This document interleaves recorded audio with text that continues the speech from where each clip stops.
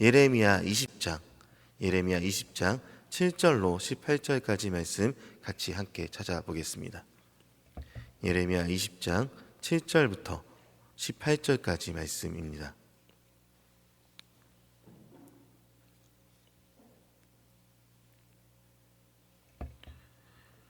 본문의 말씀을 교독하도록 하겠습니다. 제가 먼저 읽겠습니다.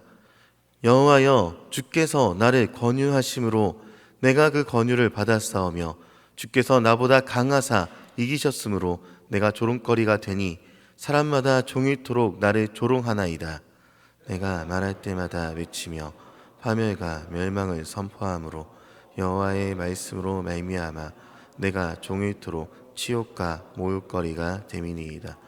내가 다시는 여호와를 선포하지 아니하며 그의 이름으로 말하지 아니하리라 하면 나의 마음이 불붙는 것 같아서 골수에 사무치니 답답하여 견딜 수 없나이다. 나는 무리의 비방과 사방이 두려워함을 들었나이다.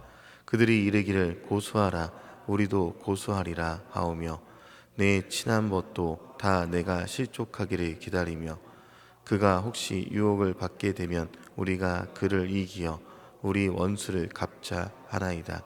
그러하오나 여호와는 두려운 용사 같으시며 나와 함께 하심으로 나를 박해하는 자들이 넘어지고 이기지 못할 것이오며 그들은 지혜롭게 행하지 못함으로 큰 치욕을 당하오리니 그 치욕은 길이 잊지 못할 것이니이다. 의인을 시험하사 그 패부와 심장을 보시는 만군의 여호와여, 나의 사정을 주께 아뢰었사온즉 주께서 그들에게 보복하심을 나에게 보게 하옵소서. 여호와께 노래하라, 너희는 여호와를 찬양하라. 가난한 자의 생명을 행악자의 손에서 구원하셨음이니라. 내 생일을 저주받았다면 나의 어머니가 나를 낳던 날이 복이 없었다면 나의 아버지에게 소식을 전하여 이르기를 당신이 득남하였다 하여 아버지를 즐겁게 하던 자가 저주를 받았다면 그 사람은 여호와께서 무너뜨리시고 후회하지 아니하신 성읍같이 되었다면 그가 아침에는 부르짖는 소리 낮에는 떠드는 소리를 듣게 하였다면 좋을 뻔하였나니 이는 그가 나를 태에서 죽이지 아니하셨으며 나의 어머니를 내 무덤이 되지 않게 하셨으며 그의 배가 부른 채로 항상 잊지 않게 하신 까닭이로다. 어찌하여 내가 태에서 나와서 고생과 슬픔을 보며 나의 날을 부끄러움으로 보내는고 하니라. 아멘. 오늘도 이 아침을 허락해 주신 하나님께 감사드리고 또 함께 기도로 동역하신 성도 여러분들을 환영합니다. 오늘은 예레미야 20장 7절로 18절까지 말씀으로 골수에 사무치니라는 제목으로 말씀 전하겠습니다. 어제 저녁 저희 부모님과 형님 가정들과 저희 가정이 모여서 가정 예배를 드렸습니다. 일주일에 한 번씩 주일 저녁에 이제 모여서 예배를 드리게 되는데요. 보통 우리 교회 예배가 5시일 경우에는 저는 중으로 참여를 하고 이제 2시 예배의 경우에는 이제 찾아가서 저녁 예배를 드리게 되게 되는데 그리고 어제 가정 예배를 드리기 위해서 방문을 하게 됐습니다. 마침 저희 형님네 가정이 예배 드리는 시간에 맞춰서 오게 됐고 12살 난 조카도 같이 왔습니다. 그 친구가 왔길래 저는 늘 하는 말로 이제 물어봤습니다. 이제는 오줌 안 싸지라고 이제 인사말처럼 했던 것이죠. 제 기억 속에 조카가 어렸을 때 유치원 때 밤에 시를 자주 했어서 이제 장난치느라 하는 말이었는데 그럴 때 예전에는 이 친구는 아니야라고 부끄러워하고서는 좀 약간 당혹스러워했는데 어제는 다른 말을 하더라고요. 막내 아빠는 내가 앤 줄 알아? 나도 다 컸어 라고 받아치는 것입니다. 네, 받아칠 수 있다는 것에 놀랐고요. 이제 커가는 모습에 감동을 받았습니다. 사람은 태어나면서 성장을 해 가게 되죠. 그리고 성장해 가면서 그 전에 어렸던 모습들은 사라지고 성숙해져 가는 것이 사람의 모습인 것입니다. 사람의 인성도 그러하고 또 신앙인의 모습도 마찬가지인 것이죠. 우리가 처음 신앙을 시작했을 때와 지금이 다르게 성장해 있듯이 오늘 본문의 예레미야도요, 자신의 어렸던 그 전의 모습과는 다르게 성장했음을 고백하는 내용을 오늘 담고 있습니다. 오늘 본문은 예레미야 슬픔을 담고 있지만 동시에 그가 얼마나 성장했는지 하나님께 고백하는 내용도 갖고 있는 것이죠. 사실 예레미야는 입을 열 때마다 선포한 것이 희망이 아닌 파멸과 심판이었습니다. 모두 멸망할 것이다 라고 외치고 다녔던 것이죠. 그 때문에 가족들에게도 그리고 온 나라가 그를 멸시하고 싫어하고 치욕과 모욕을 종이토록 받았다라고 합니다. 근데 교회들마다 지나다니는 사람들의 마음에 좋은 문구로 사람들을 불러들이기 위해 많은 전도들을 합니다. 하지만 심판에 대해서, 죄의 결과에 대해서 외치지 못하는 모습들이 많이 있지만, 그런 추세로 오면서 현재는 더더욱 외치지 못하게 되는 때가 많습니다. 더 복음을 전하지 못하게 되는 것이 많은 것이죠. 이유가 무엇입니까? 내가 다른 사람들에게 욕을 먹을까 봐서입니다. 그런데 오늘 마찬가지로 예레미야도 치욕과 모멸을 받았다라고 하는 내용이 있는데요. 8절 말씀 같이 함께 보도록 하겠습니다. 8절 함께 읽겠습니다. 시작. 내가 말할 때마다 외치며 파멸과 멸망을 선포함으로 여호와의 말씀으로 말미암아 내가 종일토록 치욕과 모욕거리가 됨이니이다. 이렇게 사람들에게 무시당하고 치욕을 당한 예레미야는 내가 뭐하러 하나님의 일을 전한다고 이렇게 욕을 먹어야 하나, 바뀌지도 않을 텐데, 사람들은 그저 똑같을 텐데 라고 말하면서 전하지 않으려는 마음을 먹었었다라고도 합니다. 그리고 그것이, 그 마음이 먹었던 것이 쉽게 되지도 않았다라고 얘기하는 것이 9절에 있는데요. 우리 9절 말씀도 함께 읽겠습니다. 9절입니다. 시작. 내가 다시는 여호와를 선포하지 아니하며 그의 이름으로 말하지 아니하리라 하면 나의 마음이 불붙는 것 같아서 골수에 사무치니 답답하여 견딜 수 없나이다. 9절 말씀을 통해 알 수 있는 것은요, 예레미야에게 임하신 성령님의 감동하심입니다. 하나님의 말씀이 우리에게 들어오게 되면요, 내가 불이익이 아무리 크고 힘들어도 우리 마음에 불붙는 것처럼 전하지 않고는 배길 수 없게 된다라는 것이죠. 하나님의 말씀은 때로는 우리가 감당하기 힘들 만큼 어려운 일들을 요구할 때가 있습니다.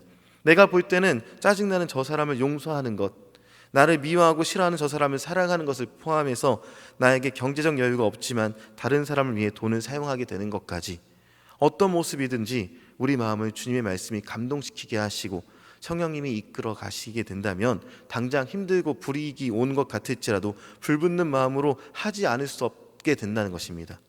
그리고 오늘 예레미야는 불이익으로 끝나서 아무것도 남지 않습니다 하고 슬퍼하며 말을 마치는 것으로 끝나는 것이 아니죠. 11절 말씀을 함께 보도록 하겠습니다. 11절 시작. 그러하오나 여호와는 두려운 용사 같으시며 나와 함께 하심으로 나를 박해하는 자들이 넘어지고 이기지 못할 것이오며 그들은 지혜롭게 행하지 못함으로 큰 치욕을 당하리오니 그 치욕은 길이 잊지 못할 것이니이다. 예레미야의 믿음은 무엇입니까? 하나님이 나를 대적하는 저들보다 더 강하다는 것을 인정하는 것입니다. 예레미야는 자신을 박해하는 것은 하나님의 말씀을 대언하는 선지자들을 박해하는 것과 같으니까 하나님을 대적하는 것과 같다라고 얘기를 하고 있는 것이죠. 조금은 나쁜 예라고 볼 수 있겠지만 옛날 우리 조선시대 때 중국에 사신이 오면 그들은 오만방자하게 굴었습니다. 이유가 뭐였겠습니까? 사신으로 온 것은 황제를 대신해서 말을 전하는 중이니까 황제에게 대하듯 하라고 오만방자하게 굴었던 것이죠. 다른 얘기긴 하지만 그래도 지금 예레미야를 박해한다는 것은 하나님의 말씀을 전하는 사신을 박해하는 것이며 하나님을 대적한 일이다라고 얘기하고 있는 것입니다. 때문에 예레미야는 지금 당장 스스로에게는 힘이 없지만 하나님은 이것을 갚아주시리라고 믿고 있었던 것입니다. 성도들이 담대하게 이 어지럽고 어려운 세상에서 그리스도를 전할 수 있는 것은 이것입니다. 예수님은 세상을 이기셨고 우리는 그의 편지들이기 때문에 그렇죠. 그 때문에 내가 하고 싶은 마음이 들어서 주님의 복음을 전하는 것이 아니라 우리 마음이 불붙는 것 같아서 성령의 임재하신 가운데 전해야 되기 때문에 전한다면 하나님의 사신으로서 편지로서 전하게 된다는 것입니다. 아무것도 두려울 것이 없어지는 것이죠.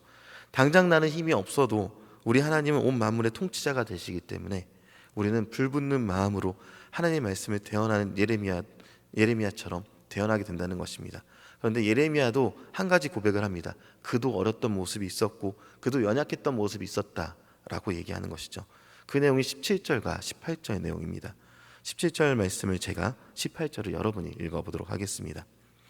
이는 그가 나를 태에서 죽이지 아니하셨으며 나의 어머니를 내 무덤이 되지 않게 하셨으며 그의 배가 어머니를 내 무덤이 되지 않게 하셨으며 그의 배가 부른 채로 항상 잊지 않게 하신 까닭이로다.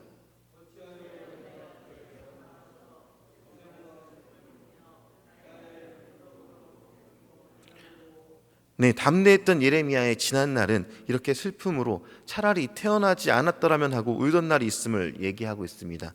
예레미야가 이렇게 고백한 것은 무엇이겠습니까? 그가 어린 날의 모습을 가졌었지만 지금은 불붙는 자의 마음으로 전하지 않고는 견딜 수 없게 되었다. 그 얘기를 하고 있는 것입니다. 그는 성장했고 성숙했으며 그 옛날의 신앙, 어린 신앙의 모습이 아닌 이제 성장한 신앙인의 모습을 가졌다는 것이죠. 우리 성도들도 마찬가지입니다. 당장 하나님의 일을 감당하고 복음 전하는 일이 어려울 수 있고 고통스럽고 그리스도인으로 살아가는 것이 어려울 수 있습니다. 그런데 성령님이 임재하시기만 한다면 나는 못해도 불붙는 마음으로 전할 수 있게 되는 것입니다. 하나님께서 모든 것을 이기시는 분이심을 고백하게 되고요. 우리의 마음 또한 여유로움을 누리게 된다는 것이죠. 우리는 오늘의 말씀을 기억하면서 삶의 자리에서 예수님을 온전히 전하는 편지가 되는 성도들이 되어야 할 것입니다. 이제는 우리가 기억해야 할 것이 있습니다. 예전에 내가 하지 못했던 모습들, 바로 어제까지 하지 못했던 모습들이 있다면 이제는 바로 성장시켜 주시는 하나님을 믿고 또 세상을 이기신 하나님을 믿으면서 온전히 담대하게 그리스도인으로서 이 세상을 살아가는 것입니다. 어제 주일이 지났고 오늘 월요일 첫 날이 시작됩니다. 삶의 자리로 가시는 여러분들에게 권면하겠습니다. 삶의 자리에서 담대하게 주님께서 주시는 성령님의 임재하심을 거부하지 말고 불붙는 마음 같은 마음으로 주변 사람들을 선대하고 섬기시길 소망합니다.